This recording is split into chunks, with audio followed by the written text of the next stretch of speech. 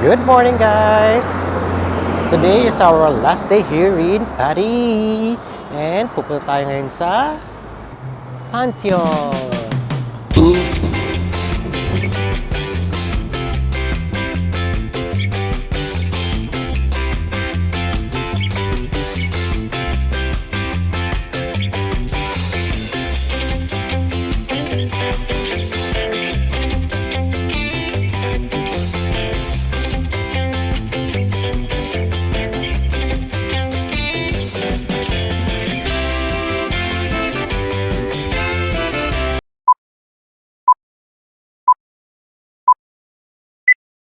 Okay, pagbaba lang ng bus station, makikita nyo na agad yung Pantheon.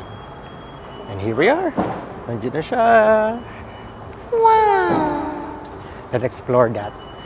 So, hindi tayo papasok na sa loob ng Pantheon kasi medyo mahal yung ticket. 20 plus euros din. Tapos, parang ano lang siya, St. Paul's Basilica. Explore natin yung labas ng Pantheon. Pero bago tayo pumunta ng Pantheon, may extra itinerary muna tayo. Kung saan yun? Surprise! Let's go! Hey guys! Kung hindi pamilyar sa inyo itong lugar na to, kung alam niyo yung palabas na Emily in Paris, dito tayo. Kung saan siya nag-shooting. So ito na yung restaurant ni Gabriel. It's called Terra Nera. It's an actual restaurant din pala. Tapos yung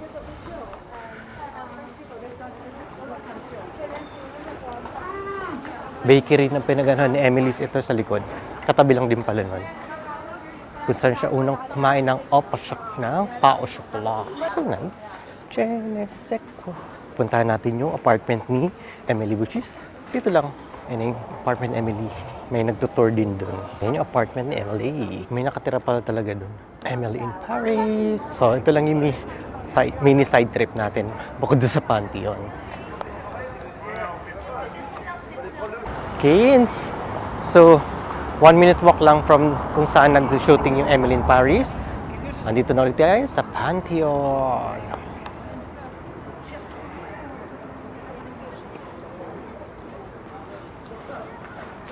I think walang masyadong tao kasi today is Monday.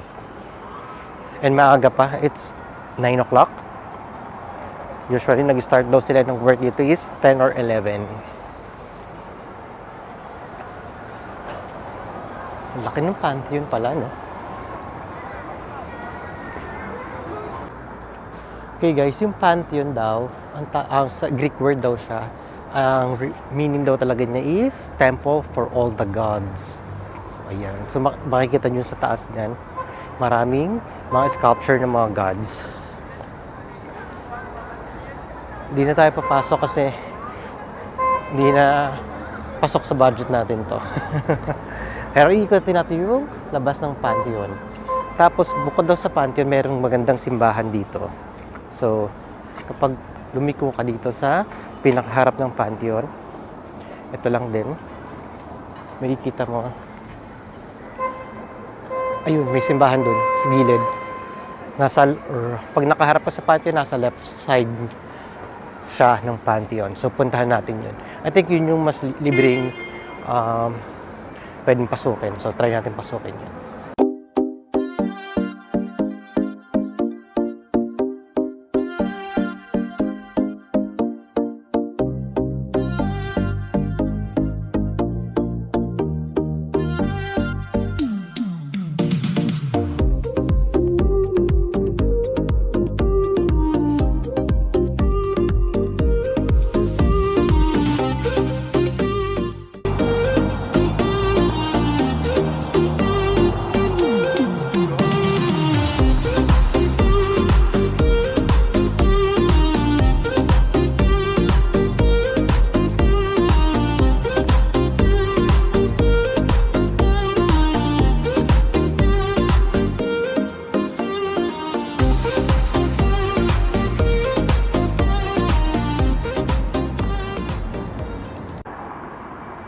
Ayan guys, meron dyan simbahan sa likod. Ang pangalan niyan ay, sorry ko, ibubutcher ko yung pag-pronounce ito, Église Saint-Étienne du Mont. In English, I don't know. Pero sarado yata siya ngayon kasi it's Monday. Pero maganda yung pasukin din daw yan. Sabi dun sa mga nagbasa ko sa internet at saka sa mga naunang vlogs na napanood ko. So, pulang muna tayo dito. Magmuni-muni, tapos mag-people watching. And here we are, guys, in North Daga. So, kapag hahanapin ito, guys, may ako, baka ako lang, medyo nalilito ako. May kinipe ako Notre Dame Basilica, iba yung lumalabas. So, sa mga corporate jogging, Google Maps. Kaya, tsaka noong Bonjour RATP na app. So, pag tinipe nyo na lang side is, and I don't think papasok pa tayo. Kasi look at the crowd. Napakadaming tao. Siguro dahil free ito. So, kung gusto nyo pumila, pwede naman. Pero ang hirap pumila, tapos maubos yung oras sa pagpila, tapos papasok sa loob. Tingnan lang natin, guys, nang malapitan yung labas ng Notre Dame. Wala kung makikita nyo yung taas. I-video ka na lang ng security. Papakita ko sa inyo. Ganda. Mga santo-santo dito. Notre Dame, Casino.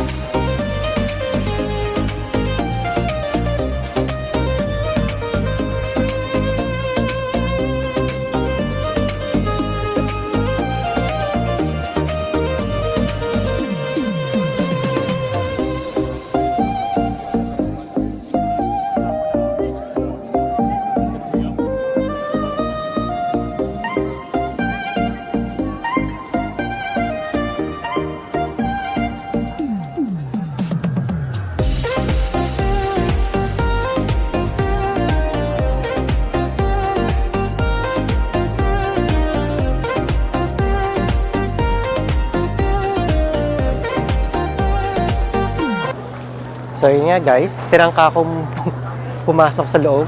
Pero sobrang haba ng pila. Kung nakita ang daming pila dun sa loob, dun sa yun. Kung makikita nyo pa, mayroon pang pila dito. So sobrang haba talaga ng pila. I think okay na yung nakita ko natin yung labas ng Notre Dame. Let's proceed na tayo sa next itinerary natin, which is sa Montmartre. Let's go! So guys, so papunta dapat tayo sa Montmartre ngayon. Tapos nakita ko lang itong Saint Chapel. Parang 5 minutes walk lang siya from Notre Dame. Ayan, makikita niyo yan dyan. Hindi yung basurang yan. Ito, itong simbahan na to. Gusto ko din sana pasukin pero may bayad din siya na 22 euros. Medyo mahal siya. Pakita ko na lang yung picture dito kung ano yung makikita sa loob. So, nakita ko din, mahaba yung pila niya. So, I think, kailangan talaga maaga kang gigising at para puntahan itong mga to. Pero, makikita mo naman yung ganda rin niya from here sa labas.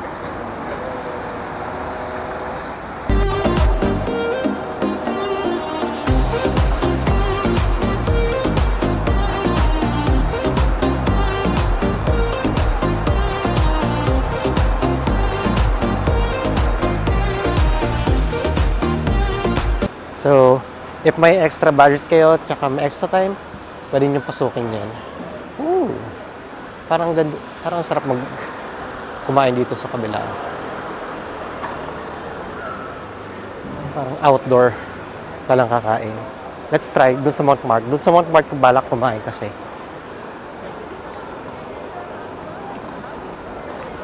Buti na lang maaraw ngayong last day natin.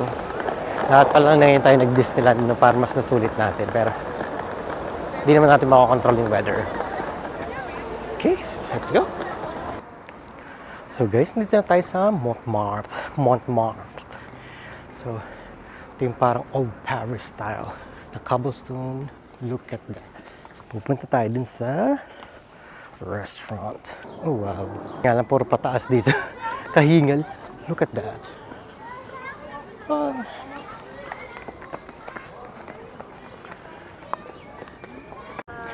Okay. Nakakahinga lang yung pag-akit kasi pataas talaga siya.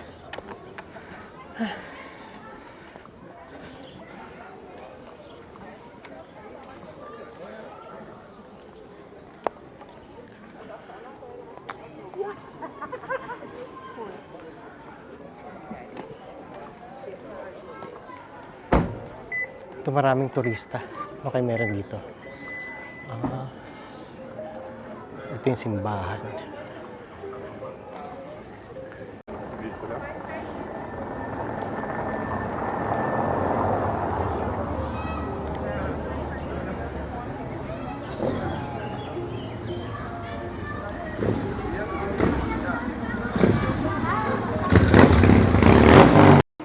So guys, dito tayo sa isang sikat na restaurant dito. Ito yung La Maison Rose. Hindi ko alam kung tama yung bigkas ko. Bahala na kayo.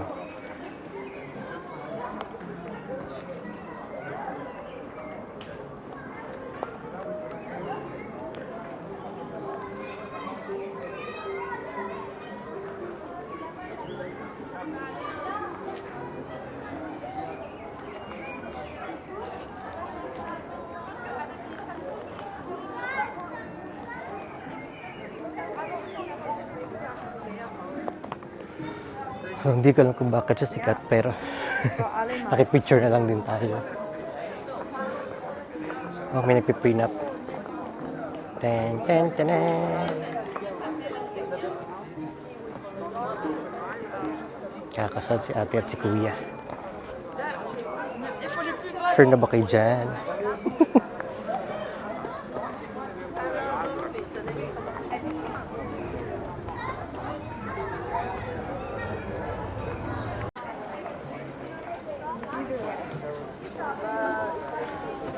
Isa pa to sa mga sikat na restaurant guys, yung Le Consulat.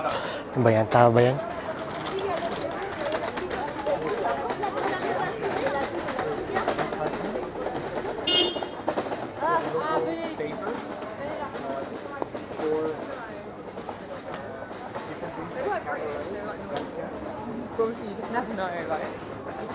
Nahihiya ako kumain dyan kasi wala akong kumakain, tapos ang daming tao sa paligid. Pero dito ang daming mga souvenirs. Pero mas mahal dito guys sa Montmartre. Kasi yung ref magnet dun sa pinanggalingan namin kung nasa yung hotel. Tsaka yung mga Eiffel Tower.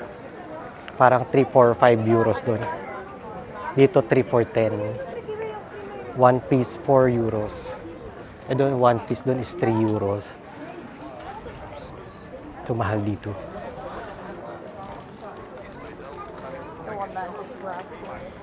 So feeling ko mahal din yung pagkain dito. So babalik na lang ako doon sa pinanggalingan natin. Doon tayo kakain.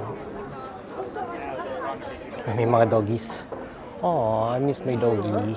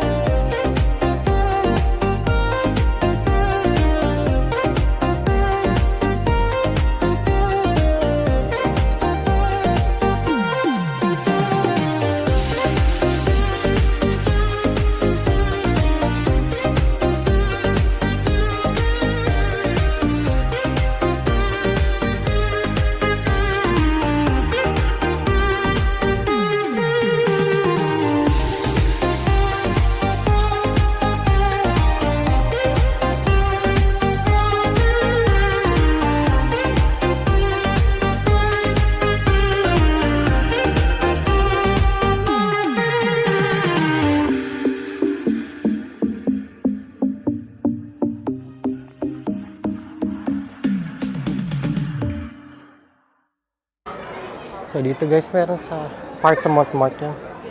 Papagawa sila ng portrait.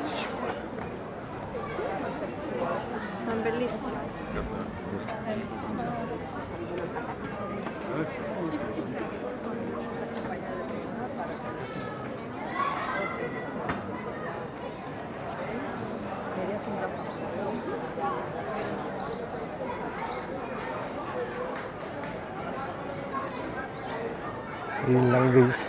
So, itong buong block na to is pwede ka magpagawa ng portrait mo. Meron doon nagpapagawa ng portrait ng aso. I just don't know kung magkano yan. Wala na akong balak tanungin. Wala naman akong budget dyan. Oh, ayun, lagay. One portrait, 30 euros to 50 euros. Tapos pag medyo malaki, 75 euros. So, mahal siya.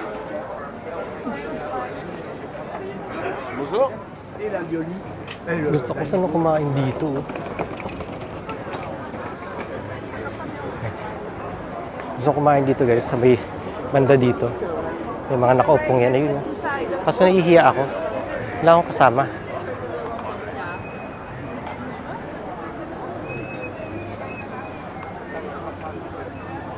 Tsaka ang mahal. Nakita ko yung isang kape doon, 6.5 euros. Ha? Eh doon sa parang pinaka-city ng Paris, 3.5 euros lang. Bakit 6.5 dito? Ano meron sa kape nila? Hindi natin alam. So, pasok na tayo sa Paris.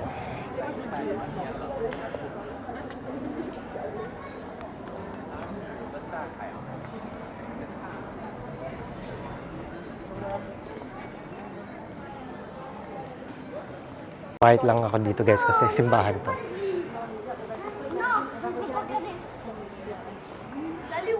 Ilipot ko yung camera sa kabila. Kasi kailangan natin mag-sign of the cross.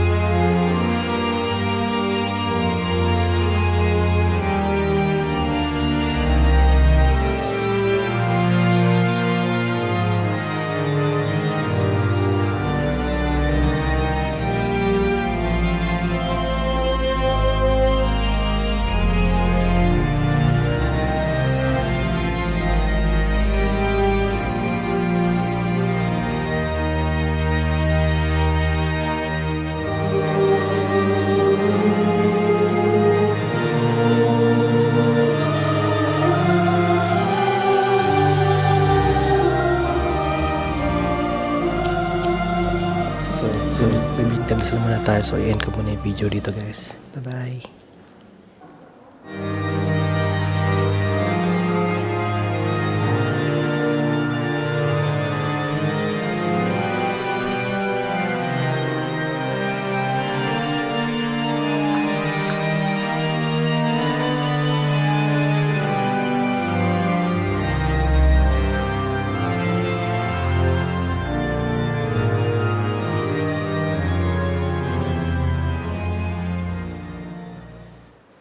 So guys, so bumili tayo ng macaron sa La Durée. La Durée, ewan ko, di ka lang. So, magkano siya? 38 euros yung 1 dozen. Mahal siya. So, pinagpalit natin yung breakfast tsaka lunch para sa Macron. Okay, let's go!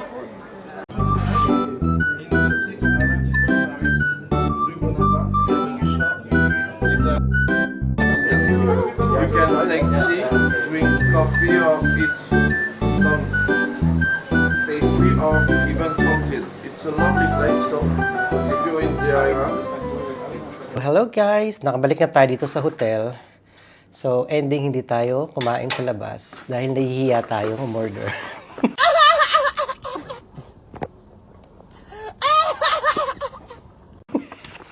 So, ending bumili lang tayo ng macaron. Sabi nung nagtitinda doon, macaron. It's from La Durée.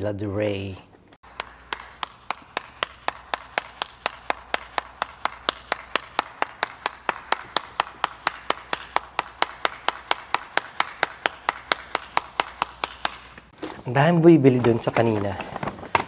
Tapos, bumili lang tayo ng 1 dozen. Kasi medyo mahal talaga siya. Akala yung lagay niya parang pabango. Look, it's La Durée. Pwede ka mamili ng color nung lagay mo. It's either pink or green. Meron pa siyang ganito. Preparation date of the box is May 18, 2026. Pwede daw siyang consume within 4 days. Basta nasa ref. I doubt na magtatagal to ng 4 days. Siguro mamaya palang ubos na to. So here, try natin buksan.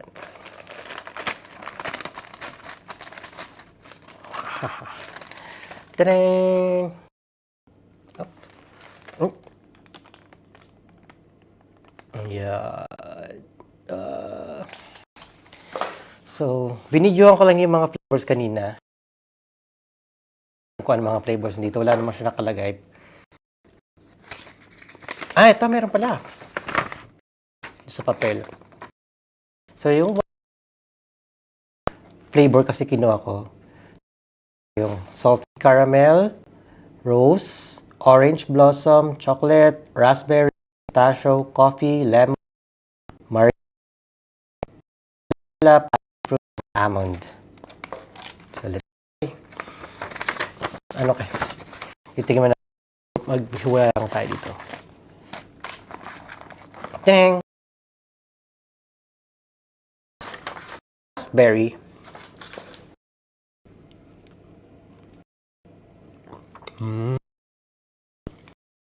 Sarap. Ang sarap. Meron kang binibiling macaron sa Costco.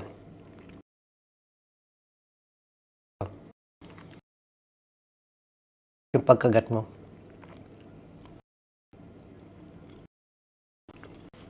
Chewy to. Ang sabi namin, medyo style nun.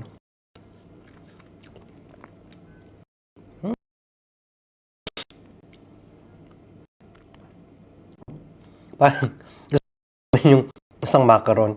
Pero isang subo kaya ko kaiba ito.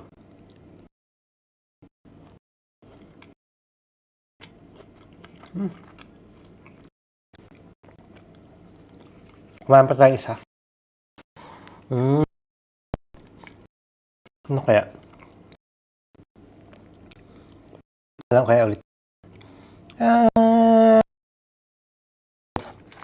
Sa safe chocolate.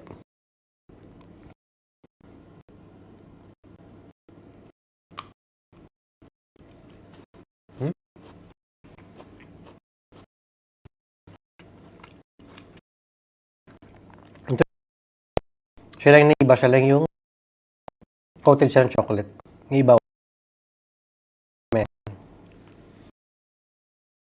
chocolate.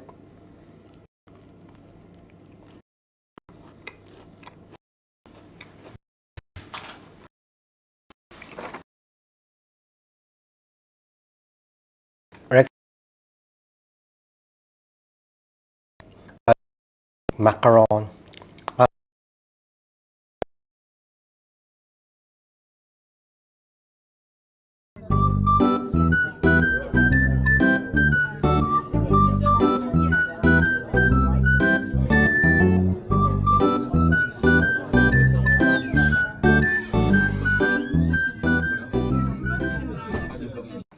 So since last night nga natin dito sa Paris, try natin kumain na formal. Sorry kung nasa gilid tayo kasi may mga tao sa gilid ko. So bubulong lang din tayo kasi maingay sila. So we're trying escargot. Especially during that government shutdown that you had. It just seems Picture na like lang din natin to. nothing is progressing because they could either be out of a job, not have the funding to continue, or they're changing research Let's see so how does it taste. quickly that it affects their mental so much. Meron siyang panghawak na ganito kasi mainit daw Right siya. from the day one, it's like, okay, let's get rid of all these guys that no one can Ulog siya.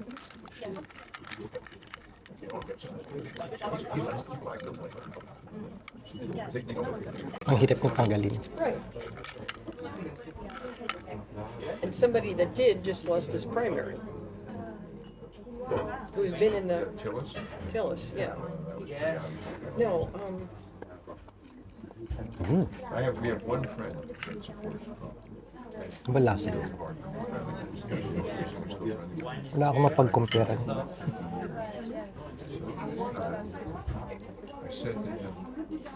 I sent him an article, which I don't remember, but I sent him an article, suicide, where, and talked about Europe. With that, so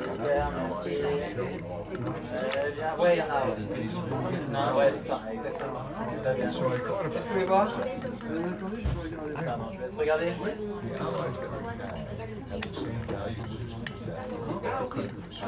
Ang hirap niya tanggalin, guys.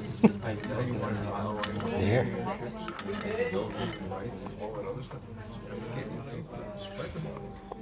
Either. My feeling always has been it takes a lot of money. Wala naman siyang lasa. But I'm beginning to think that his underlying value system is really screwed up. That's what I keep saying it to you. You've known him longer than I have. Susungkatin mo lang siya, guys. Lalabas na siya. no, of course not. Our kids. Sana narinig niyo kasi ang ingay ng katabi ko. As in, sobrang dikit ng mga upuan dito. Really? Whoa. Neither one of you got so.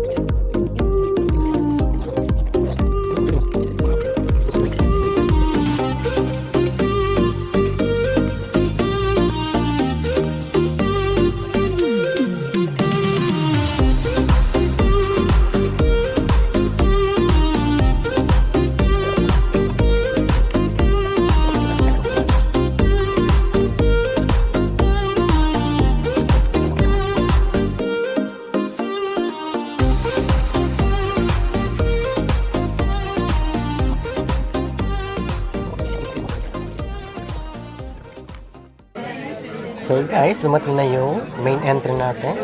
Kumuha ko ng sirloin. Oh, I was wondering what you were doing. I'm talking to the camera. Anyway,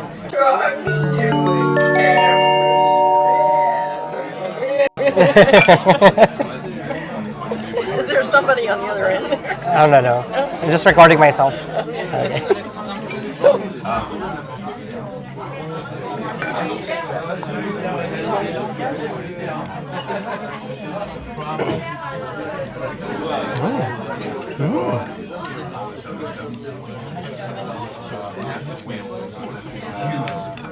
It's really good. Let's try.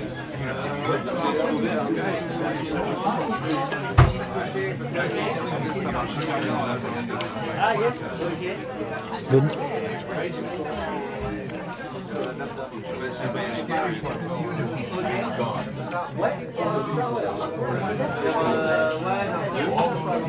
So, I got my dessert, guys. I hope nakikita niyo. It's a chocolate cake with vanilla ice cream on top.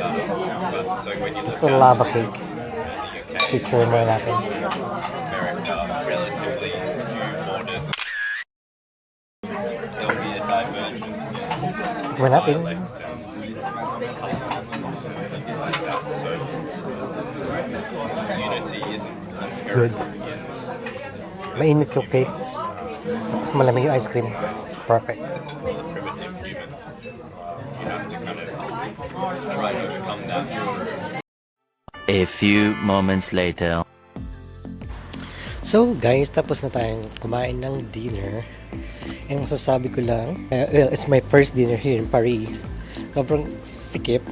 As in, yung siko nung katabi ko, nagtatouch na yung siko namin. So ganun siya, talagang pinagsisiksikan nila. Well, hindi lang doon sa restaurant na kaininan ko. As in, sa lahat na nakikita ko restaurant, ganun daw talaga.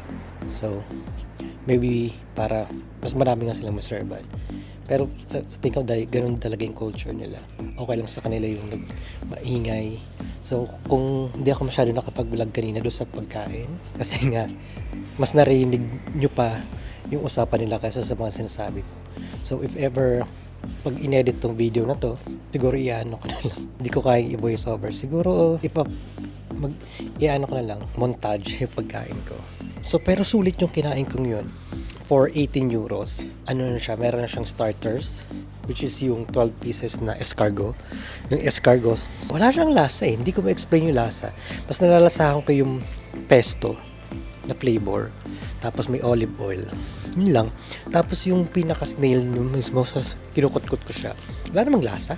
Parang mas may lasa pa nga yung tahong eh. Ito as in, hindi ko lang nalasahan. Diba parang tinry ko yung sa London yung tawag doon? Yung sea urchin, lasang sipon yun eh. Ito, para lang siyang oyster na walang lasa. Basta parang ganun. Masarap siya. Pwede nyo siya i-try. Kung uulitin ko, sure, pwede ko siyang ulitin. I-rate ko yung escargot na siguro mga 8.5 out of 10. Next is yung steak naman, yung kinain ko yung steak. Order lang ako ng sirloin. Siguro mga 7 out of 10 lang. Kasi medyo matigas. Tapos yung price na kasama niya, normal na price lang din. Tapos kakonti lang yung sauce na kasama niya. Siguro kung kakain ulit ako doon, tatry ko naman yung mga pasta nila. Kasi based doon sa mga katabi ko, parang sasarapan talaga sila doon sa pasta. And then, nag-dessert din ako. Kasama siya doon sa meal. So, kumuha ako ng chocolate cake with topping siya ng vanilla ice cream. Normal, yung mga nakakain din naman natin dyan sa Pinas. So, that's 18 euros. Kasi wala nang tax yun. So, flat yung binayaran ko, 18 euros. I think it's a good deal na kasi sa ibang restaurant na nakikita ko, parang 20 euros. Ano pa lang yun, main dish. Wala pang kasamang starters, wala pang kasamang dessert. So, I think, try nyo yun. Hindi ko mabigkas yung pangalan nung restaurant. Pa-flash lang dito. It's ORT. Yan. So, I recommended ko kung 3 or more people kayo, magpa-reserve kayo. Kasi parang required talaga siya. Pero kung 1 or 2 people kayo, pwede kayong pumunta, wag walk-in. Pero, kailangan agahan nyo as in 7:30 na pagbukas nila ng dinner, andun na kayo. Kasi, as in, nag-aantayan talaga sila. Ang daming pila dun sa labas. Naantay talaga nila. Tapos, nga pala, nakwento ko na rin dito yung mga restaurant. Open lang siya ng 11 to 2. Nagsasara sila ng 2 to 7. Tapos 7 to 12 na ulit silang bubukas. Minsan, yung iba open hanggang 2 a.m. So, yun. Pero hindi naman lahat ng restaurant. Pero karamihan, usually yung mga sit-in na kainan na ganun. Yung parang casual dining. Yun. Pero yung mga burger stand, mga ganun, open naman lagi yun. Yun naman, so, andito na tayo sa hotel. Papahinga konti, tapos umorder ako ng margarita ba yun? Or something like that. Mapapagod na rin kasi ako. So, yun, magre-refresh lang ako, tapos, yan, sit lang dito. Falling in love with Paris. So, may ulit. Hintayin natin. So, dumating na nga yung order natin, guys. It's a gin tonic with some, I don't know kung ano hinalo nila dito. Tapos meron siyang kasamang, ano ba to? Mga biskwit. Teka, let's see. Hindi ko alam, pero pag nagbibigay sila nito, laging dalawa yung straw. Oh. Tapang.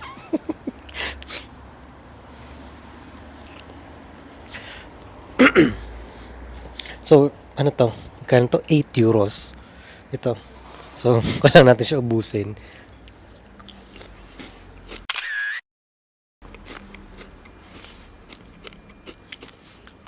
Ito mga biskuit wala lang. Parang halo-halong biskuit lang. Yep. Na cheese flavor. Ano ba nilagay nila ito? May mga dahon-dahon pa sa taas.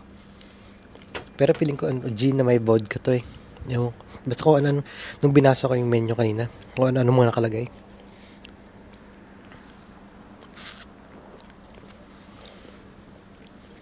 Hindi ko naman ang eksena nila sa The Long Straw. So, after nito, papahinga lang ako konti dito. Mag-i-impake na ako sa taas. Tapos bukas, aalis na ulit tayo. Babalik na tayo ng Toronto, Canada. Ang flight namin is 9:30 a.m. So, kailangan namin doon sa mga 6:30. Doon na kami. Hindi ko mabigkas yung pangalan ng airport, pero ang code niya is CDG dito sa may Paris. Meron ding maliit na airport dito, which is ORY. Pero karamihan ng international flight is doon sa CDG. Tapos layover kami sa Montreal in Quebec for 3 hours. Then, fly na from Montreal to Toronto.